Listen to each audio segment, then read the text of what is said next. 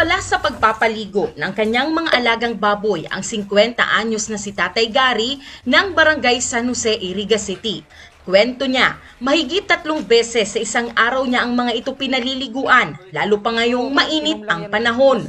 Inihahanda niya na rin kasi ang mga baboy dahil nakatakda niya ng ibenta ang 3 rito makalipas ang 3 buwang pag-aalaga. Nakatutok din muna siya rito dahil matumal daw ang benta sa kanyang welding shop bunsod ng pandemya. Pinag-introduce po ini kan LGU through Department of Agriculture para sa mga para sa livelihood po. Pag paataman sa muya para makatabang kan sa pagbuhay ni arubangon nga na pandemic ang siyap ko nga ni diit man ang naglalaog. Kaya dako lang tabang man po ini sa muyang pag-uurigan. Kaya ang pulungan ko nga ni mga 2 years yan, mayong laog. Kada ako nakapag-kukan, ubusan ng bayang kapital. Kaya marahay na itong nagkaigwang programa ang LGU para makatabang man sa muya. Isa si Tatay Gary sa mga benepisyaryo ng Agri-Urig sa Iriga, ang programa ng City Agriculture Office at ng pamahalaang panlungsod. Beneficiary man po, sigurado pong magkakaigwa po sindanin halangkaw pong anong apod gayan itong dilensya. Kung estimate na lang po mag 80 kilos times 190, talagang aaboton po ang mga 8,000 na net po kan na itong pong nag-aasikaso, itong cooperator pong mga beneficiary po. Pilot barangay ng programa ang San Jose. Tatawan lang talaga itong aramtang igwan ng sindang preparadong kulungan, itapos itong, siyempre po, may mga criteria man po kaming ahanap sa sarong cooperator o beneficiary para po maasikaso man talaga itong sa tuyang mga BX. Consider na po itong may water availability po. Hindi na rin makikialam pa sa dilihensyang makukuha ng nag-aalaga ang LGU at City Agri. Sa pagbintaman po, siyempre po dapat digdi lang talaga ito sa tuyang mga para urig po itong may mga pisto po sa tuyang merkado para po masustenta po ang availability po kang karne po digdi sa Iriga. Sa ngayon, parehong programa na ang naimplementa sa Barangay San Pedro, Banao at San Nicolas.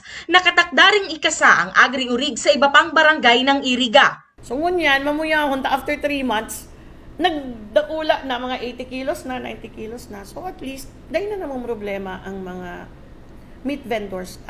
Madali una lang na sinasabihan man na lang, igwang available na limang pigs heads sa San Pedro. Igwang 15 na available sa San Jose. So next time, tapos ma-deliver na naman kami, igwa na naman kitang hog dispersal. Para dire-diretso po yan para ma-address itong scarcity sa supply ni pork. Pinag-gather me man. So igwa na kaming kaulay, igwang 15, ready ito. Tapos igwa na naman kaming kaulay na dapat maka-hog dispersal kaming mga 300 piglets. Dapat yan ang target me. So hopefully, sana mag-ibumiyan, makahanap kami, tapos magayuno after 3 months, nag-work na naman siya. So nagpabarato ang presyo. Sinda, pwede naman nindang ibenta duman sa price na pinag-ulayan ni. Naitabang kayo sa kuya, o araw kayan, itong damage kan bagyong sa kusina kong nagawa. Digbi ko na makukuha ang ipapatugdok ko sa kusina ko. Plano niya ring bumili ng 2 pang biik. Samantala, nadala na rin ni Tatay Norman mula Barangay Banao ang nasa 49 na sako ng kamote sa Bagsakan Center. Binibili na rin kasi ng City Agri ang mga produkto ng mga lokal na magsasaka ng Iriga upang hindi na sila mahirapan pa sa pagbebenta. Laking tulong na rin to sa mga dito dahil isang bagsakan lang ngayon, ubos na yung produkto.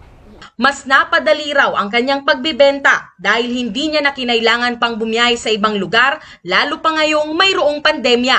Ay, nagpapasalamat ako sa programang nilang yan dahil kahit papaano natutulungan yung mga gaya naming maliit na magsasaka na magtanim tapos mayroong babagsakan. Sigurado yung babagsakan nila. Oo.